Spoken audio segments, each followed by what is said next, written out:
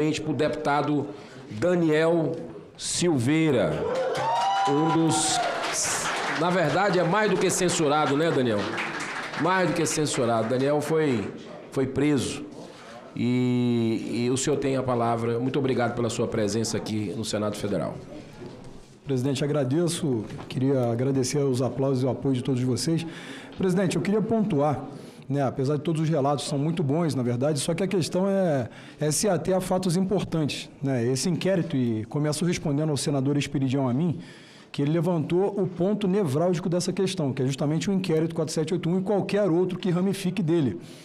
Esse inquérito, respondendo ao senador, ele queria a base legal, ela não existe. Na verdade, o que acontece é que ele foi aberto de ofício realmente e teve como utilização, como se fosse uma lei subsidiária, o que não é e nem poderia ser utilizada dessa maneira, o próprio regimento interno do STF, os artigos 43 a 45. Esse regimento interno do STF ele foi feito à luz da Constituição de 69, portanto, não existia ainda a figura do Ministério Público. Uma vez que vem a nova Constituição de 88, ela não absorve, então, esse regimento que tem no seu artigo 129 a figura, que é a detentora privativa da ação penal, Ministério Público e Polícia Judiciária. Portanto, não existe nenhuma previsão legal, né, e ele até pontuou sobre o inquérito que foi aberto de ofício mais uma vez e determinado o arquivamento pela PGR, então procuradora Raquel Dodge, por 2 vezes, uma inclusive em ação pública, ou seja, ele jamais teria o poder de negar esse tipo de arquivamento. Então, portanto, respondida a questão do senador, ele jamais viria aqui, tanto o Alexandre quanto o Barroso ou qualquer outro ministro, e aqui eu quero excetuar, de forma bem particular, o excelentíssimo senhor ministro Nunes Marques, que tem feito um papel brilhante porque tem sido positivista, ou seja, respeitando a lei que foi feita por esse parlamento de forma idônea.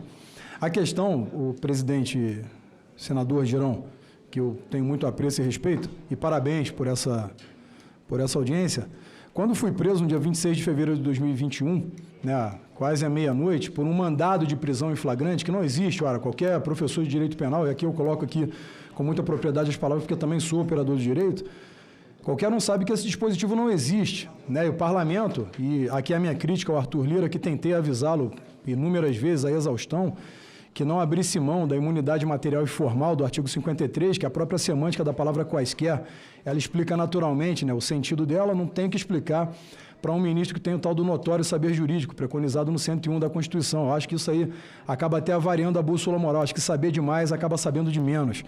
Então, o ponto nevrálgico da questão é que esse Senado deveria atuar de forma a empichar o ministro Alexandre de Moraes, que disse também ao desembargador, eu estou aqui com alguns juristas e me corrijam se eu errar em alguma letra de lei, que eu duvido muito, e já desafiei o Alexandre de Moraes para um debate público sobre direito também, que na lei complementar 33, que é a 35, perdão, que é a lei complementar da magistratura, que é a lei orgânica da magistratura, em seu artigo 33, eles usaram por analogia o artigo 53 da Constituição, podendo prender um ministro ou um magistrado somente em flagrante delito de crime inafiançável. Pois bem, o ministro Alexandre de Moraes tem incorrido corriqueiramente no crime de tortura. E o crime de tortura não basta amarrar alguém num pau de arara e chicotear.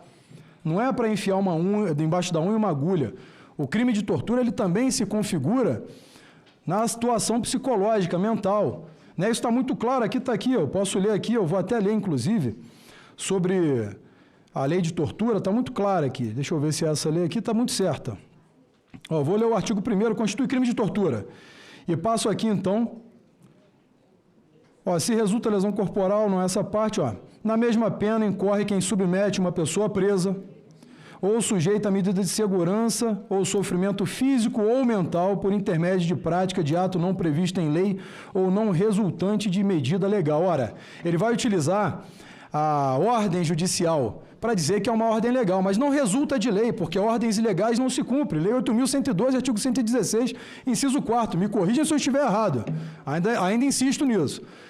E os policiais federais, por obviedade, o delegado, naturalmente no cargo, ele tem que ser bacharel em direito. Por que então que ele obedece a essa ordem ilegal? Então, o que nós estamos tendo aqui, presidente, ó, podemos pegar a Gestapo ainda é brincadeira de criança, podemos pegar a STB da República da Tchecoslováquia, na verdade, né? Statini Bezpečnost, que era a polícia do pensamento do Partido Comunista daquela época. Então tem muitas coisas. A Gestapo ainda perseguia os opositores quando eram tipificados na lei nazista. Ainda tinha uma coisinha para eles buscarem subterfúgio. A STB não, perseguia qualquer um. É o que ele faz no mesmo protocolo. A denúncia é gravíssima do deputado Ottoni de Paula sobre as ameaças e a ingerência, já dizia aqui, né? já dizia... Eu peço só mais um pouquinho, só para eu terminar o raciocínio. Já dizia François-Pierre Guzot, foi ministro na França, que quando a política adentra no recinto dos tribunais, a justiça sai por alguma das portas, né? O que ele falou foi muito grave. Quando o próprio ministro Barroso esteve aqui para fazer o lobby da PEC do voto impresso, que já havia sido aprovada por essa casa e declarada inconstitucional, um outro erro do Senado, que no artigo 52, inciso 10, o Senado ele tem que decidir, declarada inconstitucional a lei, se ela vai ficar circunscrita a esse processo ou se vai ser lato sensu, erga omnes, e os senadores nada fazem. E Gilmar Mendes ainda disse em tempos que isso era obsoleto, ou seja, o comando constitucional é obsoleto na visão neoconstitucionalista do STF. Quer dizer que eles mandam a lei positivada pelo representante do povo? Não. Eu falei há pouco tempo com o senador, Paul, acho que é do PT, Jean Paul, no avião, ele falou que não sabia dessa função do Senado. Eu falei, o senhor não sabia? Uma pena. É o que eu falo sobre o qualitativo da casa, ao invés de quantitativo. 81 senadores e 513 deputados que não sabem o que estão fazendo, às vezes, complica para a representatividade popular. Então, quando nós viemos aqui falando, eu tenho 1 milhão de seguidores, é muito legal, também tenho. Eu sou censurado há mais tempo aqui e fiquei 11 meses em um presídio, por crime algum. Portanto, ilegalidade. Aí eles anulam, por exemplo, a Lava Jato, eu vou conectar esses fatos com o fato de CEP errado. Ora, pela grandiosidade da operação, isso é irrelevante. Isso não anularia uma questão nesse porte, mais de 3.500 pessoas envolvidas, 70 diretores, com mais de 20 codinomes de cortes supremas, superiores, STF, STJ e TSE. Quando foi descoberto, eles anularam. Isso é a informação que aqui o parlamento tem.